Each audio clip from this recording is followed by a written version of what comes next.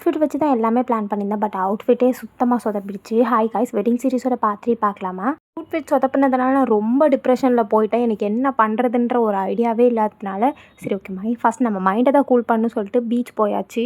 அம்மா என் வீடியோவில் வந்து குதிச்சு விளையாடுறியம்மா, யாருன்னே தெரியலையே, இவனை போட்டு எப்படி எடிட் பண்ணாமலே நான் விட்டுட்டேன். டேஸ் ரொம்ப கம்மியாக இருக்குது. எனக்கு என்ன பண்ணுறதுனே ஒரு சுத்த பிளாங்க் ஆகிட்டேன் காய்ஸ். ஆக்சுவலி நான் அவுட்ஃபிட் வந்து டோட்டலாக சொதப்பிடுச்சு. அதை சூஸ் பண்ணி தான் நான் ஸ்லீப்பர்ஸ் வாங்கியிருந்தேன். ஸோ மேக்கப் ஐட்டம்ஸ் அதை பேஸ் பண்ணி தான் ஆக்சசரிஸ் எல்லாமே வச்சுருந்தேன். டோட்டலாக போயிடுச்சு. இருக்க டைமுக்கு என்னால் இப்போ ஷாப்புக்கு போய் தேடி வாங்கவும் முடியாது. அதையும் மீறி நான் மேக்ஸ் ட்ரெண்டுன்னு போய் அலைஞ்சேன். கிளியரன்ஸ் சேல் அப்படின்ற மாதிரி அங்கே எல்லாமே பழைய பழைய ஸ்டாக்கை வச்சு அதை தான் மூவ் பண்ணாங்க. புதுசாக எதுவுமே இல்லை. நான் நினச்ச மாதிரியும் எதுவும் எனக்கு கிடைக்கல. டக்குன்னு எழுதியிருந்தாலும் அது நமக்கு கிடைக்கும், எழுதாமல் எப்படி கிடைக்கும்? ஸோ அதுக்கப்புறம் ஃபைனலாக எங்கள் அம்மாவுக்கு கால் பண்ணி நான் பேசினேன். எங்கள் அம்மா ஒரு ஐடியா சொன்னாங்க. அது என்னன்றதை நான் நெக்ஸ்ட் வீடியோவில் ஷேர் பண்ணுறேன். அதுக்கு முன்னாடி முக்கியமான விஷயம் என்னென்னா, என்ன மாதிரி யாரும் 1 வீக்கில் வெட்டிங்கை வச்சுட்டு எல்லாமே தேடாதீங்க. எதுவுமே கிடைக்காது. இப்படி தான் சொதப்போம். ஒரு மாதத்துக்கு முன்னாடியே எல்லாம் பிளான் பண்ணி பக்காவாக வச்சுக்கோங்க.